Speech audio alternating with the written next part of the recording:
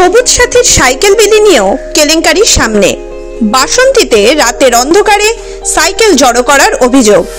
স্থানীয়দের দাবি, সরকারি প্রকল্পের সাইকেল রাতের অন্ধকারে পাচার করার চেষ্টা হচ্ছিল। সাইকেলগুলি স্থানীয় এক মহিলার বাড়িতে লুকিয়ে রাখা হয়েছিল। ঘটনা জানাজানি হতে সকালে 6টা সাইকেল নারায়ণতলা রামকৃষ্ণ বিদ্যা মন্দিরে দিয়ে আসে মিনি ট্রাক চালক সুব্রত। এই সুব্রতই রাতের অন্ধকারে জমা করেছিল সাইকেলগুলি।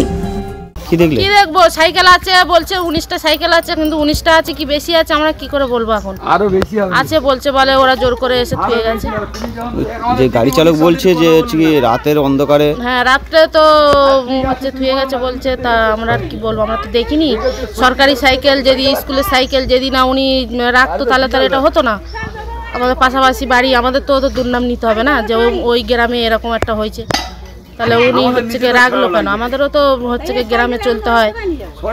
সাইকেলগুলো কোথা থেকে আসলো বা কিছু কোথা থেকে আসলো, কিন্তু উনি তো দিনের বেলা ঢোকাতে পারতো, তাহলে 12টা 1টা 2টোর পরে হচ্ছে কি গাড়ি ঢুকছে, মানে তো বেয়ন নাই তো। এবার সরকার দেখুক কি হবে না হবে, এবারে সরকার দেখুক, থানা আছে, পুলিশ আছে, প্রশাসন আছে, তারা দেখুক। আমরা দেখছি তো বেআইনি ভাবে দিদি সাইকেল দিয়েছে, সেই সাইকেল একটা বাড়িতে রাখা মানে বেআইনি ভাবে রাখা হয়েছে। প্রশাসনকে দাঁড়ানোর দরকার। আমরা সদস্যকে বলবো, আমার গ্রামে যারা জিতে আছে বর্তমান সদস্য তাকে জানাবো। এখনই ওনাকে ডেকে আনলাম এর জন্য যে দেখো এখানটা সরকারি মাল এত বের হচ্ছে, কেন বের হবে একজনের বাড়িতে এত সাইকেল? সরকারি জিনিস রাতের অন্ধকারে তাহলে নিশ্চয়ই ঢুকেছে। আমরা তো দিনের বেলা গ্রামে থাকি, গ্রামে ঢুকতে দেখিনি, দিনের বেলা কোনো গাড়ি আসতেও দেখিনি। এসব জিনিস রাত্রে এসছে, আমরা বলবো জোর গলায়। কারণ আমার এখানটায় গাড়ি থাকে, আমি বাড়িতে আছি, দীঘা ব্যবসা করি, আমি এখন কন্টিনিউ বাড়িতে আছি, তাহলে এতগুলো সাইকেল একজনের বাড়িতে কেন মজবুত থাকবে? সরকারি জিনিস সরকারি প্রতিষ্ঠানের জায়গায় থাকবে, সরকারি ক্লাব আছে থাকবে। আমি আগেও বলেছি পঞ্চায়েত আছে, সরকারি প্রাইমারি স্কুল আছে, বিশাল বড় স্কুল। আমাদের সরকার কি দেয়নি? আমাদের ঢেলে সাজিয়ে দিয়েছে। সেই সরকারের মাল কেন আজকের একজনের বাড়িতে থাকবে? এটাই তো বেআইনিভাবে রাখা হয়েছে। কারণটা কি? কালকে রাতে 12:30টার সময় আমি টিপ যাই, আমাকে হঠাৎ ফোন করে বলে একটা গাড়ি কম পড়েছে আয়। তখন 12:30 মানে 10টা 10:30 বাজে। আমি গিয়েছি, গিয়ে আমার গাড়ি লোড হয়েছে। লোড হতে আমি এসছি তখন 11টা 11:30 আমার কুলতুলি স্কুলে। এসে আমি গাড়ি খালি করেছি, করে যা ভজানোর ভজি দিয়েছি, দিয়ে 19টা সাইকেল বেশি হয়েছে। ওই 19টা সাইকেল নিয়ে আমি আমার এখানে রেখে দিয়েছি। আমি আবার আজকে নিয়ে চলে যাচ্ছি ঢুঁড়িতে। ঢুঁড়ির থেকে নিয়ে আমি আবার কুলতুলি আসবো। ঢুঁড়ি স্কুলে গিয়ে বলবো স্যার এই 19টা সাইকেল বেশি হয়েছে। আচ্ছা, এই সাইকেলগুলো কোথায় ছিল আগে? ঢুঁড়ি ছিল। আচ্ছা, ঢুঁড়ির থেকে কালকে রাতে আমি এনেছি। এই যে আপনি কি গাড়ি চালান? আমি গাড়ি চালাই। আমাকে ফোন করে ডাকা হয়েছিল। এই যে 19টা সাইকেল স্কুল কি বন্ধ ছিল? স্কুল বন্ধ ছিল রাতের বেলা। তো আপনি কাউকে জানাননি? কাকে জানাবো, কেউ নেই তো। প্রধান শিক্ষককে ফোন করে? আমার তো ফোন নেই, যেটা সত্যি কথা। আমার তো বাড়ির ফোন থেকে ফোন করেছে, আমি তো বাড়িতে তখন। আচ্ছা, রাত 10:30 11টা মানে বাড়িতে থাকবো না আমি। সাইকেলগুলো নিয়ে রেখে দিয়েছো? হ্যাঁ, সাইকেলগুলো নিয়ে রেখে দিয়েছি। যার পথে তুলে দিয়ে নিয়ে চলে যাচ্ছি। আবার নিয়ে দিয়ে আসবো? আবার নিয়ে ঢুঁড়ি দিয়ে আসবো। কটা সাইকেল মোট? 19টা। ঘটনার তদন্তে নেমেছে পুলিশ। 13টি সাইকেল উদ্ধার হয়েছে। স্থানীয় তৃণমূল নেতার দাবি, কেলেঙ্কারির কথা তার জানা নেই, তবে কেউ দোষ করলে শাস্তি হবে। এই যেটা বলছেন যে পরিত্যক্ত জায়গা থেকে তোলা হয়েছে, যেখানে থেকে রিকভারি, যেখান থেকে নেওয়া হয়েছে সাইকেলটা এনেছে, যে চালক, গাড়ির চালক, সে যে স্কুলকে দিয়েছে সেই স্কুলে দেওয়ার পরে বাড়তি যেটা আছে সেটা তার নির্দিষ্ট ফিরে দেওয়ার জন্য একটা জায়গা হয়তো রেখেছে, সূত্রে জানতে পারলাম। এই 13টা সাইকেল উদ্ধার হলো, আরও 6টা সাইকেল নিয়ে গেল। বিরোধীরা একটা অভিযোগ করছে যে এগুলো একটা চক্রান্ত, সাজানো ঘটনা। কি বলবেন? বিরোধীদের অভিযোগটা সবসময় ভিত্তিহীন, ওটা ঠিক না।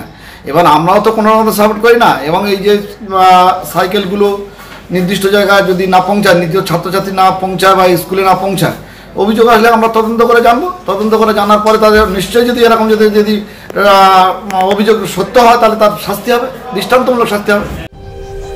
সাইকেল যার বাড়িতে রাখা হয়েছিল সেই শিখা সাউয়ের দাবি তিনি নির্দোষ।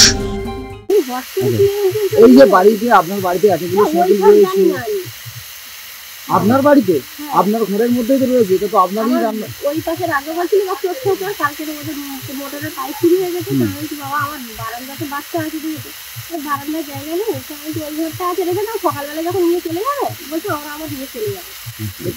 এটা তো সরকারি নিয়ম, তো বাড়িতে রাখা যায় না। জানি না ভাই, আমি রিকোয়েস্ট করে বলে জানাবো কি আর হতো।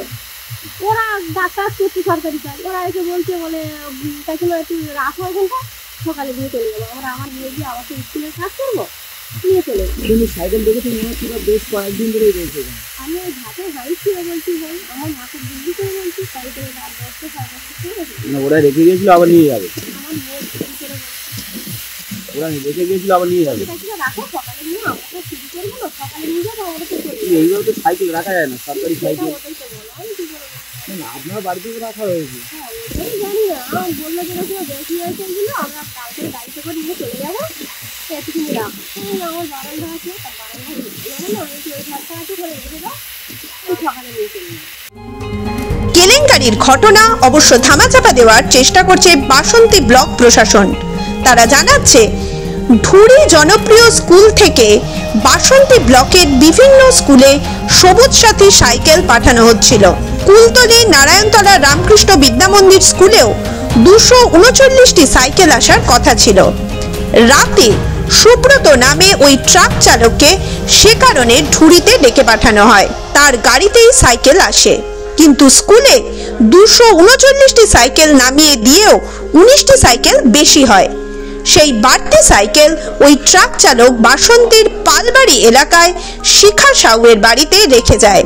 যদিও স্থানীয় বাসিন্দা এবং বিরোধীদের অভিযোগ এই সাইকেলগুলি চুরি করে বিক্রির পরিকল্পনা ছিল অভিযুক্তদের। মাধ্যম ব্যুরো রিপোর্ট।